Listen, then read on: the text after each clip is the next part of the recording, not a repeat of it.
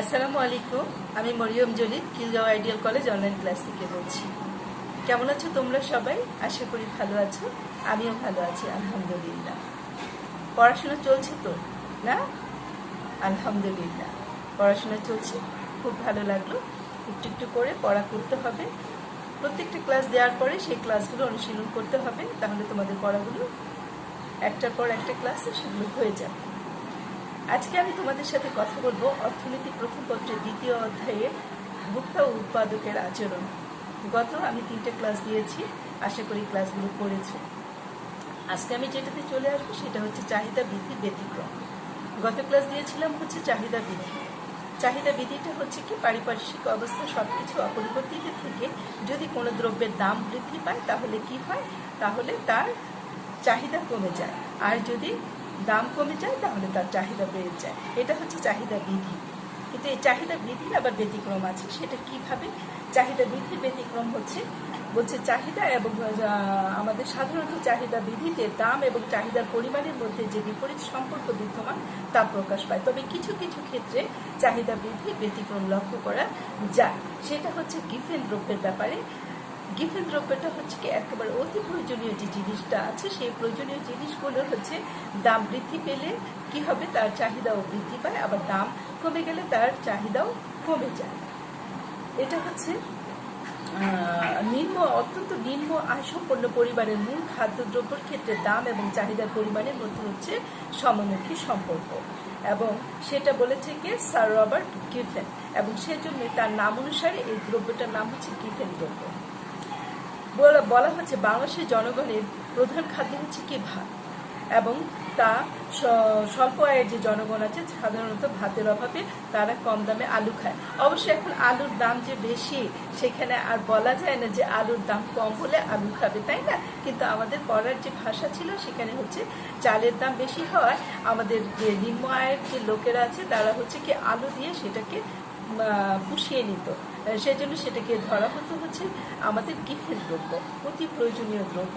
সেটা হচ্ছে আমাদের যদি দ্রব্যের দাম কমে যায় তাহলে দেখা যায় যে তার সাথে সাথে আমাদের চাহিদার পরিমাণটাও কমে যায়, আবার যদি দাম বৃদ্ধি পায় তাহলে চাহিদাটাও বৃদ্ধি পায়। আর ঠিক একইভাবে হচ্ছে ভেবলেন দ্রব্য, সেটা হচ্ছে বিলাস দ্রব্য। ওটা হচ্ছে অতি প্রয়োজনীয় দ্রব্য, আর নিকৃষ্ট পর্যায়ের দ্রব্য বলা হয় একেবারে যেটা প্রয়োজনীয় সেটা। আর এখানে হচ্ছে ভেবলেন দ্রব্য যেটা হচ্ছে সেটা হচ্ছে বিলাস জাতীয় দ্রব্য।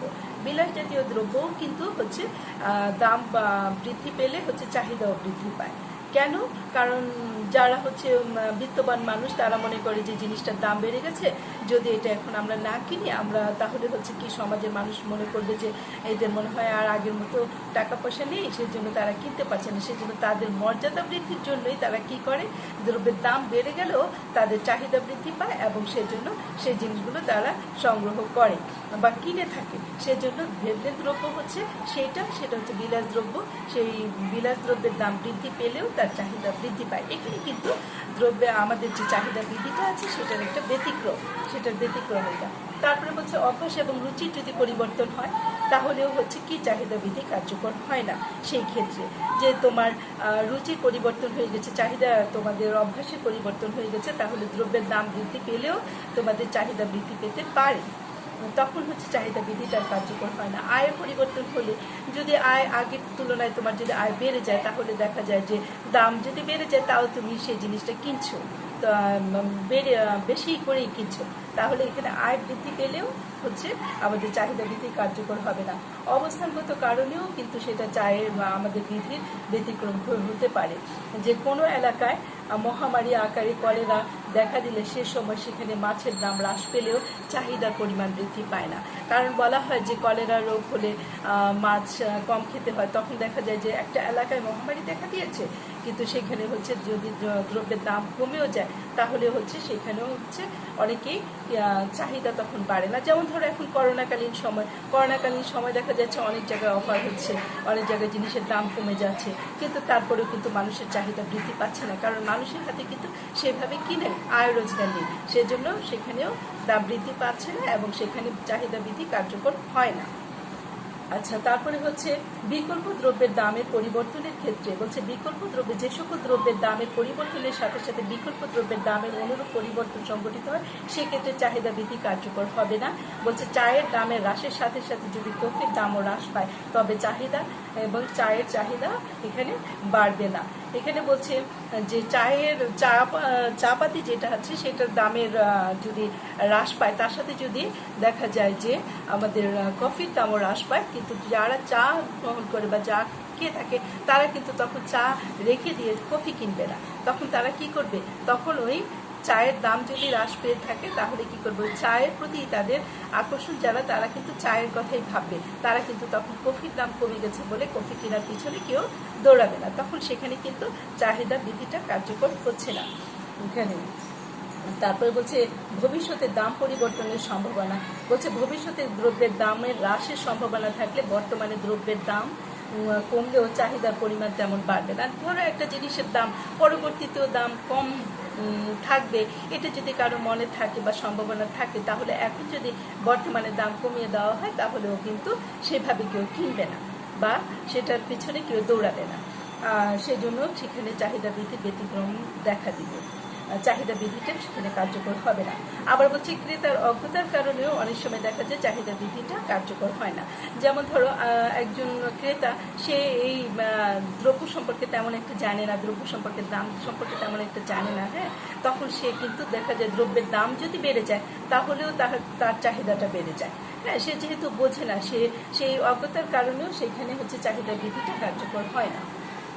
তাহলে এখন আমরা চাহিদা বৃদ্ধিটা জেনেছি আগের ক্লাসে, এখন জানলাম হচ্ছে চাহিদা বৃদ্ধির যে ব্যতিক্রম দেখা দেয়, ব্যতিক্রমের কারণে হচ্ছে চাহিদা বৃদ্ধিটা কার্যকর হয় না।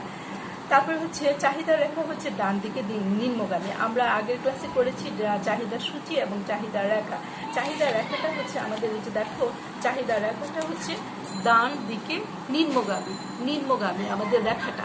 এই রেখাটা কেন নিম্নগামী? এই রেখাটা হচ্ছে আমাদের, আমরা আগে যে কথাগুলো বলেছি যে দামের সাথে হচ্ছে কি চাহিদার হচ্ছে বিপরীত সম্পর্ক, মানে হচ্ছে বিপরীত সম্পর্ক। সেই বিপরীত সম্পর্কের কারণেই হচ্ছে চাহিদা রেখাটা ডান দিকে নিম্নগামী হয়। এখানে ডান দিকে নিম্নগামী হওয়ার কারণ একটা হচ্ছে ক্রমহ্রাসমান প্রান্তিক উপযোগ বৃদ্ধি। আগেই আমি ক্লাসে দিয়েছি ক্রমহ্রাসমান প্রান্তিক উপযোগ বৃদ্ধি তোমাদের। সেখানে হচ্ছে কি আমাদের যখন একজন ভোক্তা কোনো একটা দ্রব্য গ্রহণ করতে থাকে তাহলে কি প্রথমে পর্যায়ক্রমিকভাবে তার দ্রব্য গ্রহণটা বাড়তে থাকে, বৃদ্ধি পেতে থাকে, তারপরে একটা জায়গায় যেয়ে সেখানে ভোগটা শূন্য হয়ে যায় এবং তারপরে যদি সে গ্রহণ করতে থাকে তাহলে সেটা নিচের দিকে নেমে যায়, ঋণাত্মক হতে থাকে। সেই ক্রমহ্রাসমান প্রান্তিক উপযোগ বৃদ্ধির কারণে হচ্ছে চাহিদা রেখাটা ডান দিকে নিম্নগামী হয়ে থাকে। তারপর হচ্ছে প্রকৃত আয়ের প্রভাব।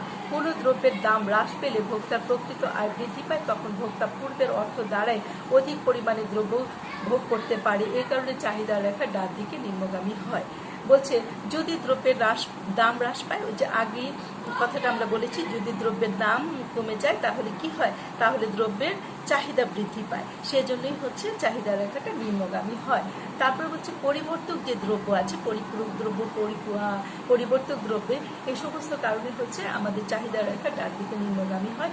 পরিপূরক দ্রব্যের ক্ষেত্রে কোনো একটি উপাদানের দাম বাড়লে উক্ত দ্রব্যের চাহিদার পরিমাণ হ্রাস পায়। বলছে পরিপূরক দ্রব্যের ক্ষেত্রে কোনো একটা দ্রব্যের দাম যদি বৃদ্ধি পায় তাহলে তার কি হচ্ছে, উক্ত যে দ্রব্য আছে সেটা হচ্ছে আমাদের চাহিদার পরিমাণ হ্রাস পায়। ধরো চিনির দাম যদি বেড়ে যায় তাহলে হচ্ছে কি চায়ের চাহিদার পরিমাণ হ্রাস পাবে। যে চিনির দাম যদি বেড়ে যায় তাহলে কি হয়, বাসায় চা খাওয়াটা কি অনেকেই কমিয়ে দেয়, যে চিনির দাম বেড়ে গেছে এখন আর সেইভাবে চা খাওয়া যাবে না, এখন একটু চা খাওয়াটা কমাতে হবে। তাহলে এই যে কমানো, চিনির দাম বেড়ে যাওয়ার কারণে এই জন্য হচ্ছে ডান দিকে নিম্নগামী হয়ে থাকে চাহিদা রেখা। তারপর হচ্ছে চাহিদা রেখার ঢালটা হচ্ছে ঋণাত্মক, চাহিদা রেখার ঢাল ঋণাত্মক, সেজন্য হচ্ছে চাহিদা রেখার ঢালটা নিম্নগামী। তারপরে হচ্ছে আমাদের যে কাল্পনিক চাহিদা সূচি থেকে চাহিদা রেখা, তাহলে নিশ্চয়ই সেটা তোমরা গত ক্লাসে করেছো। এবং হচ্ছে এখন হচ্ছে ব্যক্তিগত চাহিদা এবং হচ্ছে বাজার চাহিদা। ব্যক্তিগত চাহিদা হচ্ছে কি আমাদের প্রত্যেকটা ভোক্তার যে আলাদা আলাদা চাহিদা আছে সেগুলো হচ্ছে ব্যক্তিগত চাহিদা, এবং সে কতটুকু দাম বাড়লে সে কতটুকু কিনবে এবং দাম কমে গেলে সে কতটুকু কিনবে। হ্যাঁ, এটা একজন ব্যক্তির যে চাওয়া পাওয়া সেটাই হচ্ছে তাহার মানে একটা ভোক্তার হচ্ছে ব্যক্তিগত চাহিদা। এবং এরকম একজন, দুইজন, তিনজন, চারজন এভাবে করে অনেক কয়েকজনের যদি ব্যক্তিগত চাহিদাগুলোকে আমরা একসাথে করি তখন সেই চাহিদাটা হয়ে যাবে বাজার চাহিদা। সেই চাহিদাটা হয়ে যাবে বাজার চাহিদা, কারণ এখানে প্রত্যেকটা ভোক্তার চাহিদাকে যোগ যোগ করে করে আমাদের যেটা বেরিয়ে আসবে সেটা হচ্ছে আমাদের বাজার চাহিদা। তারপর হচ্ছে এই চাহিদা হচ্ছে কিভাবে নির্ধারণ করা হয়। চাহিদাটা হচ্ছে বাজার একটা দ্রব্যের একটা নিজস্ব দামের উপর নির্ভর করে কি আমাদের চাহিদাটা, যে দ্রব্যের নিজস্ব দামের উপর চাহিদা নির্ভর করে। সাধারণত কোনো দ্রব্যের দাম কমলে চাহিদা বাড়ে এবং দাম বাড়লে চাহিদা কমে যায়। তাহলে কি দ্রব্যের দামের একটা নিজস্ব দাম থাকে, সেই দামের উপর নির্ভর করে আমাদেরকে সেটা কি করি আমরা দ্রব্য কতটুকু নিব না নিব সেটা নিশ্চিত করে থাকি বা সেটা নিয়ে থাকি। সময়ের উপরেও হচ্ছে আমাদের কি হয় চাহিদা নির্ধারণ হয় সময়ের উপরে। দেখা যায় যে সব সময় সকল দ্রব্যের চাহিদা সমান থাকে না। যেমন শীতকালে যেসব দ্রব্যের চাহিদা থাকে গ্রীষ্মকালে আবার সেসব দ্রব্যের চাহিদা থাকে না। যেমন এখন যেভাবে ল্যাব তৈরি করা হবে সেভাবে কিন্তু এখন টেবিল ফ্যান, সিলিং ফ্যান এগুলো কেনা হবে না। আবার গ্রীষ্মকালে যেভাবে সিলিং ফ্যান এগুলো কেনা হবে সেভাবে কিন্তু আবার ল্যাব কেনা হবে না, তাই না? এটা সময়ের উপরেও হচ্ছে চাহিদা নির্ধারণ হয়ে থাকে। আবার আয়ের উপরেও হচ্ছে চাহিদা নির্ধারিত হয়ে থাকে। যদি তোমার আয় বেড়ে যায় তাহলে তোমার কি হয় চাহিদা বেড়ে যায়, আবার যদি তোমার আয় কমে যায় তাহলে তোমার চাহিদা কমে যায়। তারপরে হচ্ছে বাজারে ক্রেতার সংখ্যার উপরও কিন্তু আমাদের চাহিদা নির্ভর করে। বাজারে ক্রেতার সংখ্যা বেশি হলে কোনো দ্রব্যের চাহিদা বেশি বৃদ্ধি পেয়ে যায়। যদি ধরো একটি দ্রব্যের জন্য 2-3 জন যদি এটা নিতে চায় তাহলে কি সেই সংখ্যা বাড়ার কারণে হচ্ছে দ্রব্যের চাহিদাটাও তখন বেড়ে যায়। ক্রেতার সংখ্যা আবার কম হলে চাহিদাটাও হচ্ছে দ্রব্যের কমে যায়। আবার রুচির পরিবর্তন হলেও হচ্ছে চাহিদা হেরফের হতে পারে। রুচি যদি তোমার এখন এটা পছন্দ কিন্তু হচ্ছে 2 দিন পরে আর এটা পছন্দ না, তখন ওটাকে যত বেশি কম দামেই তোমাকে দিতে চাক তুমি কিন্তু সেটা নিবে না, তাই না? তাহলে হচ্ছে এখানে বলতেছে যে রুচির পরিবর্তনের কারণেও চাহিদা নির্ধারিত হয়ে থাকে।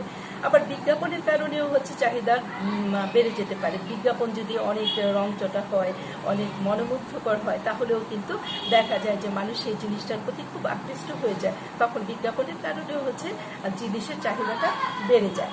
সরকারের ভূমিকার কারণে দেশে উৎপাদন এবং ব্যবসা বাণিজ্যের অনুকূল পরিবেশের উপর কোনো দ্রব্যের চাহিদা নির্ভর করে সেখানে সরকারের ভূমিকা রয়েছে। যে সরকারের ভূমিকার কারণে সরকার যদি দেশের উৎপাদন এবং ব্যবসা বাণিজ্যে যদি অনুকূল পরিবেশ তৈরি করে তাহলেও হচ্ছে দ্রব্যের চাহিদা বেড়ে যায়। এবং আন্তর্জাতিক বাণিজ্যে অবাধ বাণিজ্য থাকলে দেশের নতুন শিল্প কারখানা এবং দ্রব্য সামগ্রী উৎপাদন হয় এবং তার চাহিদার পরিমাণ কম হবে, এবং সংরক্ষিত বাণিজ্য থাকলে দেশীয় পণ্য চাহিদার পরিমাণ বৃদ্ধি পাবে।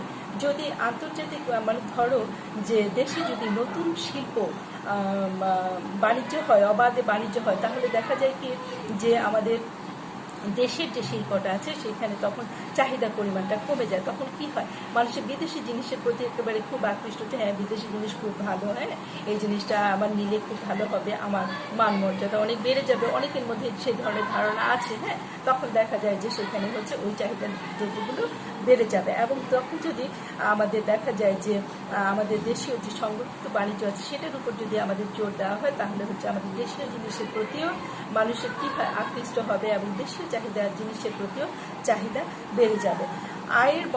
আয়ের সুষম বন্টনের মাধ্যমে হলো, যদি আয়ের বন্টনটা যদি সুষম হয় তাহলে দরিদ্র জনগণের আয় বৃদ্ধি পায় বলে চাহিদার পরিমাণ বৃদ্ধি পায়।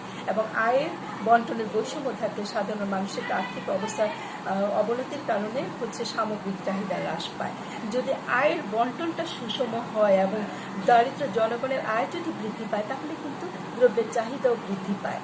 দ্রব্যের চাহিদা গরিব মানুষের হাতে, দারিদ্র শ্রেণীর দরিদ্রতা মানুষের হাতে যদি টাকা পয়সা আসে তখন তার মন ভালো থাকে, তখন সে কী করে বিভিন্ন দ্রব্য সে কিনতে চায়। হ্যাঁ, তখন দ্রব্যের চাহিদা বেড়ে যায়। এবং আয়ের বৈষম্য যদি দেখা দেয় তাহলে হচ্ছে কি তখন সাধারণ মানুষের অবস্থার অবনতি হওয়ার কারণে দেখা যাচ্ছে সামগ্রিকভাবে চাহিদা হ্রাস পায়। তাহলে এই সমস্ত কারণে হচ্ছে আমাদের চাহিদা নির্ধারিত হয়ে থাকে। তাহলে সঞ্চয় প্রবণতা বলছে দরিদ্র এবং উন্নয়নশীল দেশে সঞ্চয় প্রবণতা কম, ভোগ প্রবণতা বেশি, তাই দ্রব্য সামগ্রীর চাহিদা বেশি। যেসব দেশে সঞ্চয় প্রবণতা বেশি, ভোগ প্রবণতা কম, সেই সব দেশে হচ্ছে ভোগ দ্রব্যের চাহিদা কম।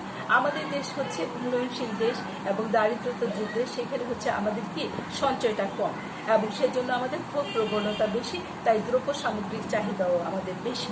আমরা হচ্ছে সঞ্চয় আমাদের তেমন একটা নাই, আমরা যেটুকু ইনকাম করি তা দিয়ে আমরা কি করি, আমাদের কেনাকাটা অনেক বাড়িয়ে দিই এবং কেনাকাটা বাড়ানোর কারণেই কিন্তু আমাদের দ্রব্যের চাহিদা বেড়ে যায়। তারপর হচ্ছে জীবনযাত্রার মান, দেশের জীবনযাত্রার মান উন্নত হলে ভোগ্য পণ্য সামগ্রিক চাহিদার পরিমাণ বৃদ্ধি পায় এবং হচ্ছে আমাদের যদি জীবনযাত্রার মানটা বেড়ে যায় তাহলে হচ্ছে কি আমাদের জীবনযাত্রার মান বাড়ার সাথে সাথে আমাদের দ্রব্যের চাহিদাও বেড়ে যায়। কারণ আমরা তখন যদি উন্নত জীবনযাপন করি তখন আমরা কি করি, আমরা আরেকটু বেশি জিনিস নিতে চাই, আরেকটু বেশি ঘর সাজাতে চাই, আমাদের জীবনটাকে আরও বেশি সুন্দর করতে চাই। হ্যাঁ, তখন আমাদের কি হয়, আমাদের তখন দ্রব্যের চাহিদাগুলো বেড়ে যায়। তাহলে এই যে বিষয়গুলো বললাম, তোমরা এগুলো একটু ভালো করে পড়বে। আর সবার তো বই আছে, তোমরা বইগুলো ভালো করে রিডিং করবে, তাহলে তোমাদের সাবজেক্টিভের সাথে অবজেক্টিভের যে বিষয়গুলো আছে সেগুলো তোমাদের জন্য ক্লিয়ার হয়ে যাবে। আমি বারবার তোমাদেরকে বলি তোমরা বই পড়বে, আমরা যে লেকচারগুলো দিই সেগুলোর সাথে মিলিয়ে তোমরা বই পড়বে, তোমাদের তাহলে পড়াটা আর একটু পরিষ্কার হয়ে যাবে, আমাদের কথার সাথে তোমাদের পড়াগুলো মিলে যাবে, তোমাদের পড়াগুলো আরও বেশি মনে থাকবে। ভালো থাকো তোমরা, খোদা হাফেজ।